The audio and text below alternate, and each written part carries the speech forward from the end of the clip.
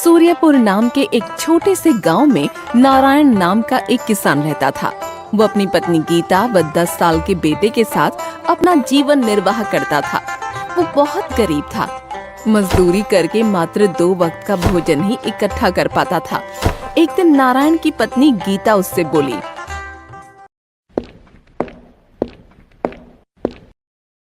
सुनो जी, पहले हम 2 थे, तभी परिवार का गुजारा मुश्किल से हो पाता था।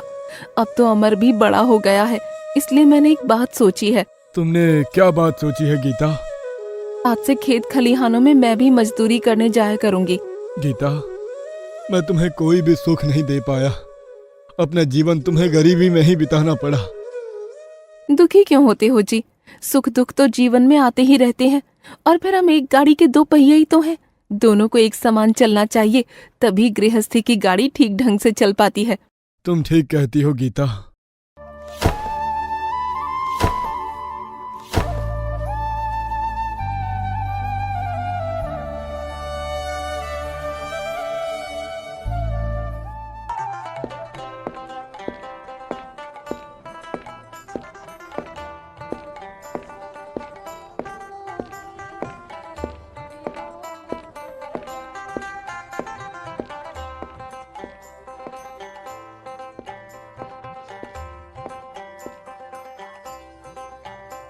गीता और नारायण दोनों ही दूसरे के खेतों में मजदूरी करने लगे। वो खूब लगन से मेहनत करते, लेकिन फिर भी उनकी आमदनी में कोई बढ़ोतरी नहीं होती। 2 समय के भोजन के अलावा वो कुछ भी नहीं कमा पाते। धीरे धीरे अमर भी 12 साल का हो गया।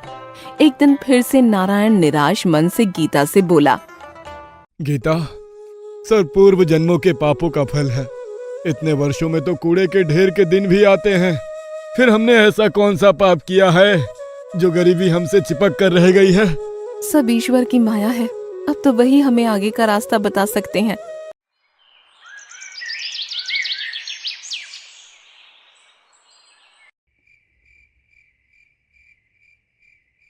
उसी रात नारायण के स्वप्न में देवी सरस्वती प्रकट हुई और कहने लगी, पुत्र नारायण, तेरा बेटा बड़ा हो गया है, इसे पढ़ाता क्यों नहीं? देवी सरस्वती, आप तो मेरी दशा से भली भांति अवगत होंगी।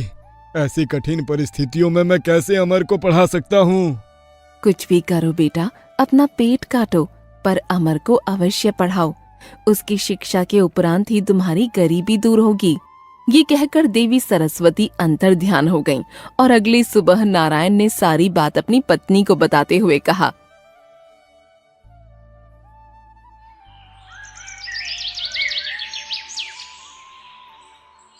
गीता, आज रात माँ सरस्वती मेरे सपने में आई थी। वो कह रही थी, अमर को शिक्षा प्राप्त होने के बाद ही हमारी गरीबी दूर हो सकती है। सुनो जी, तुम आज ही अमर को लेकर काशीनाथ चले जाओ। काशीनाथ? लेकिन वहाँ क्यों?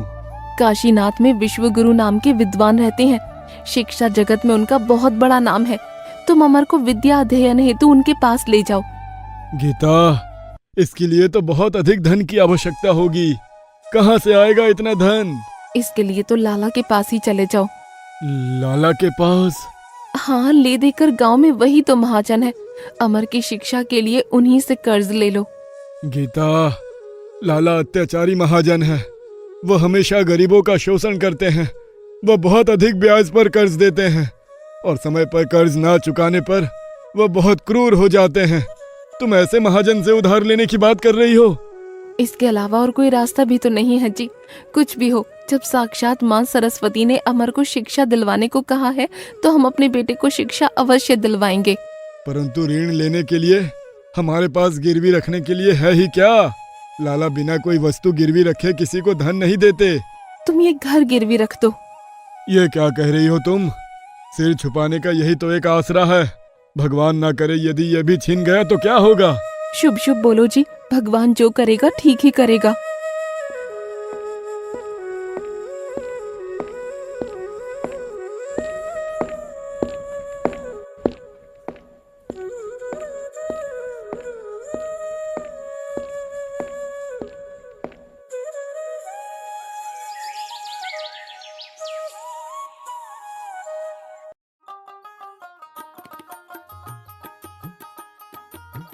फिर उसी दिन नारायण लाला के घर जा पहुंचा और कहने लगा, राम राम लाला जी। कहो नारायण, कैसे आना हुआ आज? लाला जी, एक अर्ज लेकर आया हूँ आपके पास। कहो नारायण, क्या अर्ज है तुम्हारी? लाला जी, मुझे थोड़ा कर्ज चाहिए। कर्ज? किस लिए? मैं अपने बेटे को पढ़ाना चाहता हूँ लाला जी, इसलिए मुझे कर्ज चाहिए था। ओहो, लेकिन तुम कर्ज लोगे किस पर? गिरवी रखने के लिए तुम्हारे पास है ही क्या? लाला जी, तुम तो जानते ही हो मैं कितना गरीब हूँ। ले देकर एक झोपड़ी ही है मेरे पास, बस उसी झोपड़ी को आपके पास गिरवी रख दूंगा। सौदा बुरा नहीं है।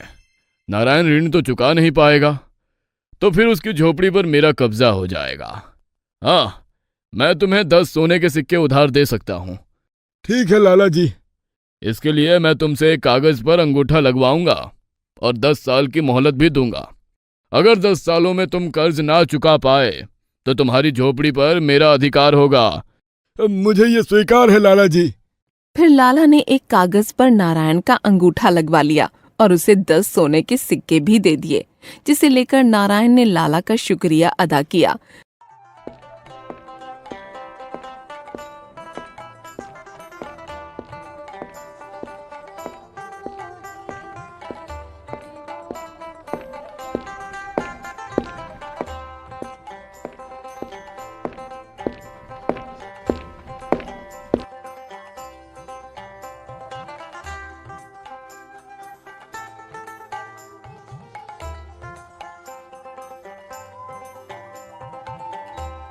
और अपने बेटे अमर को लेकर काशीनाथ के लिए निकल पड़ा। लंबा रास्ता तय करने के बाद वो काशीनाथ पहुंचकर विद्वान शिव गुरु की कुटिया में जा पहुंचे और ईश्वर से प्रार्थना करने लगा। हे ईश्वर, मेरे बच्चे की रक्षा करना, उसे खूब विद्वान बनाना, बस अब तो यही हमारा सहारा है। थोड़ी दूर और आगे बढ़ने पर वे विद्वान शिव गुरु जी के पास पहुंच गए और कहने लगे,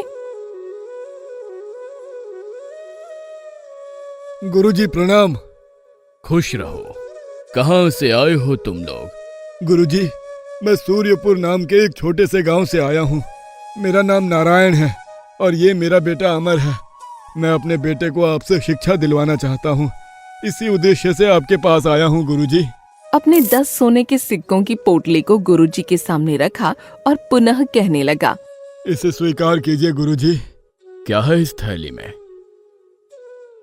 इसमें 10 सोने के सिक्के हैं गुरुजी। जैसे तैसे इसका प्रबंध कर पाया हूँ, आपको इससे अधिक धन नहीं दे पाऊंगा गुरुजी। मैं बहुत गरीब हूँ, मेरे बेटे को शिक्षा प्रदान करने से मत मना करना। बड़ा भोला व्यक्ति लगता है ये, इसे निराश करना ठीक नहीं है। शांत हो जाओ बेटा, मैं तुम्हारे बेटे को अवश्य पढ़ाऊंगा। वो शिक्षा ग्रहण करने के लिए 10 वर्षों तक आश्रम में ही रहेगा, तभी उसकी शिक्षा पूर्ण हो पाएगी। ठीक है गुरुजी। नारायण ने अपने बेटे अमर को गुरुजी के पास ही छोड़ दिया और वो वापस अपने घर लौट आया। गुरुजी ने अमर को शिक्षा प्रदान करना आरंभ कर दिया। धीरे धीरे 10 वर्ष बीत गए और अब अमर भी बड़ा हो गया। एक दिन गुरुजी ने अमर को अपने पास बुलाकर कहा,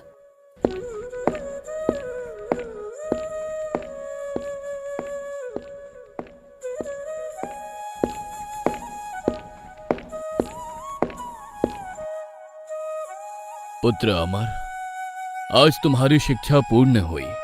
तुम हमारे शिष्यों में सबसे मेधावी छात्र हो, इस पर मुझे हमेशा गर्व रहेगा। गुरुदेव, सब आपकी कृपा का फल है, वरना मैं किसी योग्य था। बेटा, अब तुम अपने माता पिता के पास लौट जाओ। तुम्हारी प्रतीक्षा में वो ना जाने कब से बाट जो रहे होंगे। कैसे होंगे मेरे माता पिता? ना जाने वे कब से मेरा इंतजार कर रहे होंगे।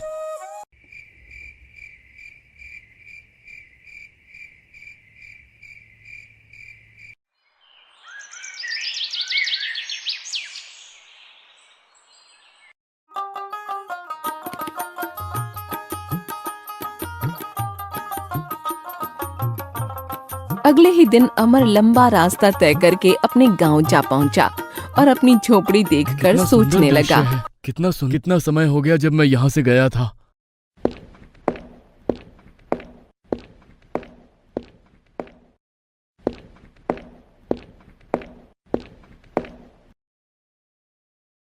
कौन हो तुम और अंदर क्यों घुसे चले आ रहे हो?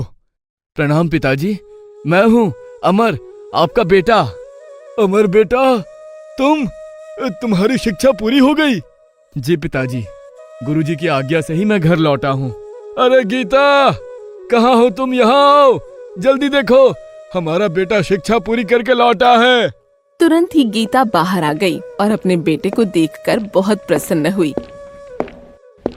बेटा, मेरा बेटा, देखो तो कितना दुबला हो गया है। तुझे पता भी है मेरे बच्चे, हम दोनों ने तुझे कितना याद किया। मुझे अंदाजा है माँ, मैंने भी आप दोनों को बहुत याद किया। गीता, अब हमारे बुरे दिन बीत जाएंगे। अब हमारा बेटा नौकरी पर लग जाएगा।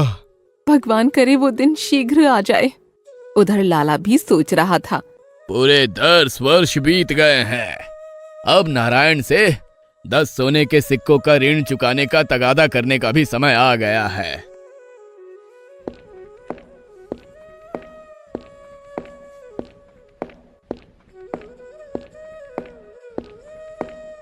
वो तुरंत ही नारायण की झोपड़ी की ओर चल दिया। जब वो झोपड़ी के पास पहुंचा तो सामने अमर को खड़ा देख सोचने लगा।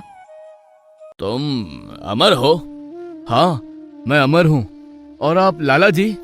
ओह, भूले नहीं तुम मुझे? लाला जी, तुम भी कोई भूलने की चीज हो? कहो, कैसे आना हुआ आपका? तुम्हारे माता पिता कहाँ है? अमर ने लाला की बात का कोई जवाब नहीं दिया तो लाला का पारा चढ़ गया। वो तुनक कर बोला, बताते क्यों नहीं? तुम्हारे माता पिता कहाँ है? सुनो लाला जी, मेरे पिताजी जिंदा पेड़ों को काटने और मुर्दा पेड़ों को रोपने गए हैं। क्या? हाँ लाला जी, और मेरी माँ हवा बेचने और चांदी खरीदने गई है। लगता है ये अमर आवश्यकता से अधिक पड़ आया है, तभी ऐसी बातों से मुझे मूर्ख बना रहा है। अमर को धमकाते हुए वह बोला, ये कैसी ऊटपटांग बातें कर रहे हो? मैंने जो पूछा है उसका ठीक ठीक उत्तर दो। मैंने बताया तो लाला जी। सुनो, तुम्हारे पिताजी ने 10 वर्ष पहले ये झोपड़ी गिरवी रखकर मुझसे 10 सोने के सिक्के उधार लिए थे। क्या? क्या लाला जी, सचमुच? हाँ, नारायण ने 10 वर्ष बीतने पर भी वो सोने के सिक्के मुझे वापस नहीं लौटाए हैं। आज मैं अपने सिक्के लेने आया हूँ। तुम सच सच बता दो कि तुम्हारे माता पिता कहाँ है, नहीं तो क्या करोगे लाला? लड़का बड़ा चालबाज है, इससे चालाकी से काम लेना होगा। तो उधार दिए सिक्के वापस नहीं मांगूंगा। यानी कि आप कर्ज माफ कर दोगे? हाँ हाँ, माफ कर दूंगा। तुम बताओ तो सही वो कहाँ है? लाला जी, मैं आपकी बात पर कैसे विश्वास करूं भला? मैं पृथ्वी और आकाश को साक्षी बना रहा हूँ। लाला जी, ये दोनों ही बोल नहीं सकते, अतः उन्हें साक्षी नहीं बनाया जा सकता। तो फिर क्या करे? अगर आप किसी जीवित प्राणी को साक्षी बनाए तो मैं मान लूंगा। ये बित्ता भर का छोकरा तो हाथ ही नहीं जमने दे रहा है, पर मैं भी कोई कम नहीं हूं। तभी लाला की नजर झोपड़ी पर बैठी तितली पर पड़ी। वो कहने लगा, मैं इस तितली को साक्षी मानकर वादा करता हूं कि यदि तुम अपने माता पिता का पता बता दोगे तो मैं उनके द्वारा लिया गया कर्ज माफ कर दूंगा। ये हुई ना कुछ बात लाला जी। अब सुनो, मैंने कहा था ना कि पिताजी जिंदा पेड़ों को काटने वो मुर्दा पेड़ों को रोपने गए हैं। इसका मतलब है कि वो पेड़ों को काट कर बांध लगाने गए हैं। ओह, तो ये मतलब था तुम्हारा। तुम सचमुच बुद्धिमान हो अमर। अच्छा, अब मैं चलता हूँ। लाला, तूने बहुत से भोले भाले गरीब लोगों को सताया है। अब देख तू मेरे जाल में कैसे फंसता है।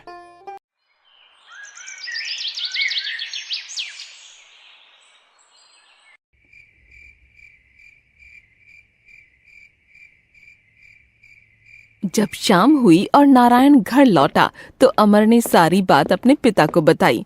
पिताजी, लाला आया था। ओह, अब क्या होगा? पिताजी, आप घबराओ नहीं, मैं आ गया हूँ। उस जमाखोर लाला से मैं निपट लूंगा। तुम? लेकिन कैसे बेटा? लाला बहुत चालाक है। आप घबराओ नहीं पिताजी, ईश्वर जो चाहेगा वही होगा।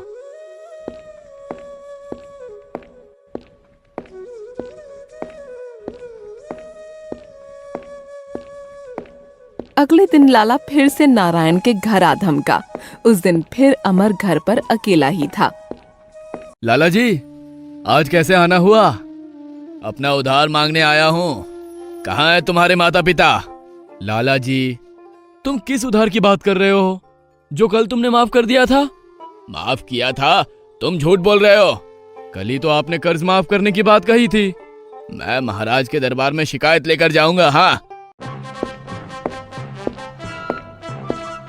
उसी दिन लाला दरबार में पहुंच गया और महाराज से कहने लगा, महाराज की जय हो, मेरा न्याय कीजिए महाराज। अरे लाला, तुम? भला तुम्हें कौन परेशान कर सकता है? महाराज, गांव के ही नारायण ने मुझसे 10 वर्ष पूर्व 10 सोने के सिक्के लिए थे, लेकिन अब मांगने पर उसका धूर्त बेटा उल्टा बोलता है। मंत्री जी, तुरंत नारायण और उसके बेटे को महल में बुलाया जाए। महाराज के आदेश पर तुरंत नारायण और अमर को बुलाया गया तो महाराज ने नारायण से प्रश्न किया। नारायण, ये क्या मामला है? क्षमा कीजिए महाराज, पिताजी की तरफ से मैं पैरवी करूंगा। कहो, क्या कहना चाहते हो? महाराज, ये सच है कि 10 वर्ष पूर्व मेरे पिताजी ने लाला जी से धन उधार लिया था, तो उसे लौटाते क्यों नहीं हो? महाराज, कल लाला जी हमारे घर आए थे तो उन्होंने मुझसे कर्ज माफ करने का वादा किया था। फिर कर्ज मांगने का तो सवाल ही पैदा नहीं होता। यह झूठ बोल रहा है महाराज, मैं कल इसके घर गया ही नहीं था। अमर, क्या अपनी बात सिद्ध करने के लिए तुम्हारे पास कोई प्रमाण है? तब अमर ने कल का सारा किस्सा महाराज को सुनाया तो उन्होंने कहा, ओ, तो एक तितली है तुम्हारी गवाह? जी महाराज, वो तितली ही एकमात्र गवाह है। अमर, यह दरबार है, किसी नाटक का दृश्य नहीं जो तुम मनगढ़ंत कहानी बताओगे। मैं सच कह रहा हूं महाराज, कल लाला जी ने अपनी नाक पर बैठी तितली को गवाह बनाया था। यह झूठ बोल रहा है महाराज, कल जब मैं इसके घर गया था तो तितली झोपड़ी पर बैठी थी। अरे अरे, ये मैंने क्या कह दिया, अपने ही खिलाफ गवाही दे दी। लाला, अब तो तुम मेरे शब्द जाल में फंसी गया। लाला, इस बात से यह सिद्ध होता है कि अमर सच और तुम झूठ बोल रहे हो। अब नारायण तुम्हें 1 भी रुपए कर्ज नहीं चुकाएगा। मुझे माफ कर दीजिए हुजूर, जो मैंने आपसे झूठ बोला। लाला, तुम अपना धंधा चलाओ, लेकिन ईमानदारी से।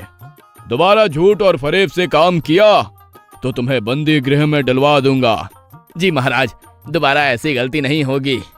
दरबार समाप्त होने पर सभी अपने अपने घर जाने लगे तो महाराज ने अमर को रोक कर कहा, अमर, मैं तुमसे बहुत प्रसन्न हूँ। तुम्हारी सूझबूझ ने तुम्हें कर्ज चुकाने से बचा लिया। क्या तुम मेरी एक बात मानोगे? अवश्य महाराज, आप बस आदेश दीजिए। मैं जानता हूँ तुम शिक्षा ग्रहण करके आए हो और बहुत बुद्धिमान हो। तुम्हारी जगह तो मठों में विद्वान की है, किंतु मैं चाहता हूँ कि तुम राज दरबार में रहकर न्याय मंत्री का पद संभालो। क्या तुम्हें यह मंजूर है? अवश्य महाराज, ये तो मेरे लिए सौभाग्य की बात होगी। राजसराय में तुम्हारे रहने व खाने पीने की व्यवस्था कर दी जाएगी। तुम कल से ही दरबार में शामिल हो सकते हो। जैसी आपकी आज्ञा महाराज। इस तरह अमर की सूझबूझ ने अमर और उसके परिवार की परिस्थितियों को बदल दिया।